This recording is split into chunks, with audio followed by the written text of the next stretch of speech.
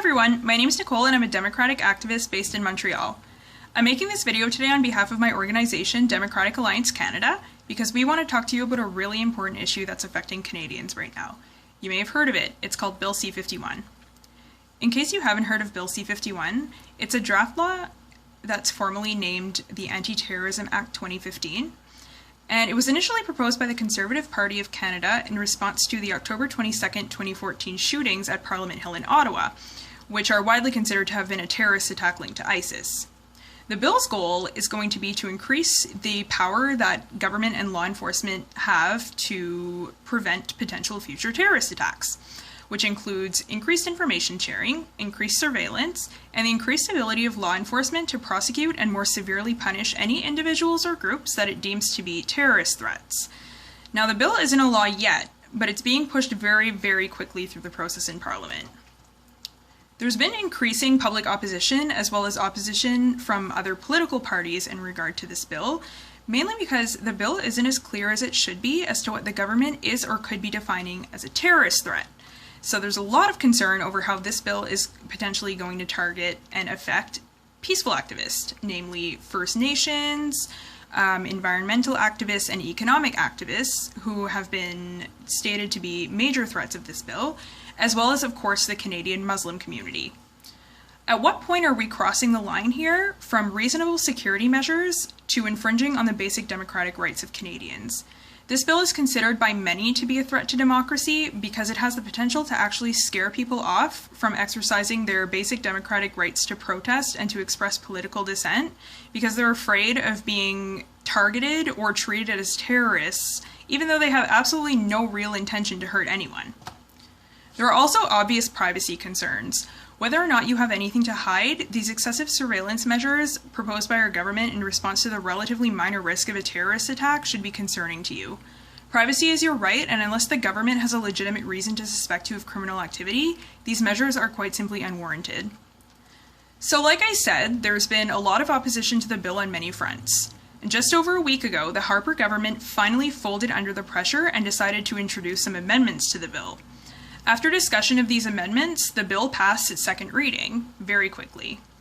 The problem is that these amendments are relatively very minor, and in any case, they're definitely insufficient to eliminate the harmful repercussions the bill is still going to have on many people in this country if it becomes law. Not to mention the obvious step backward for our little remaining democracy. This bill is dangerous, and minor amendments are not enough to fix it. It needs to be off the table. The week of April 13th is a week dedicated to education about C-51, and so we want to talk about what we can actually do about this. The bill goes into its third and final reading at the end of this month, and because Stephen Harper and his party have a majority government, the legislative process is more or less just a process on paper because the Conservatives hold all the power.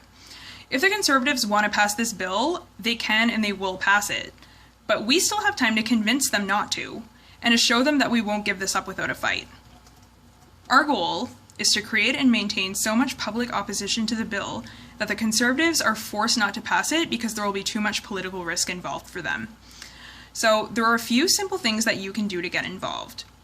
You can join forces with your local anti-C-51 movement, first of all. My friend actually has a master post up of all the upcoming Day of Action Against C-51 events that are going to take place on April 18th. So these are protests. So you can check that out to find a movement near you. There are also a few petitions going around that you can sign. You can write to your federal MP and ask them to oppose the bill. There's also a federal election coming up. It's currently scheduled for October 19th. So if you vote for a candidate or a party that does not support the bill. As things stand as far as major parties go, we have the Liberals and Conservatives in support of the bill, and the NDP and the Green Party against it. Finally, the most important thing here is honestly just to get people talking about this as much as possible, raising awareness. Even just starting a conversation about this bill with the people around you, your friends, your family members, even that helps. Along these lines, I also want to take a few moments to talk about a new campaign that I'm launching with my organization. We want to start a nationwide conversation about Bill C-51 in order to raise awareness of the issue and how it's going to affect many Canadians. So if you're a Canadian citizen, we want to invite you to make your own video sharing your thoughts on Bill C-51 and or how you feel that you'll be affected if it passes. We need to show Stephen Harper and everybody else who supports this bill that it's not just going to stop would-be terrorists in their tracks, it's going to seriously impact many of the real Canadian people that this government's pretending it wants to protect. So make your video, don't hold back, tell Harper what you really think about Bill C-51. Then post it anywhere on social media with the hashtag C51 video challenge. Videos will also be featured on the campaign Twitter page, which will act as a showcase of Canadian people's opinions and concerns about the bill, and a good way to reach people who may just not be aware of the bill or who may even support it without realizing the far-reaching impact that it's going to have. So with that said, thank you so much for listening, and we look forward to seeing everybody's videos.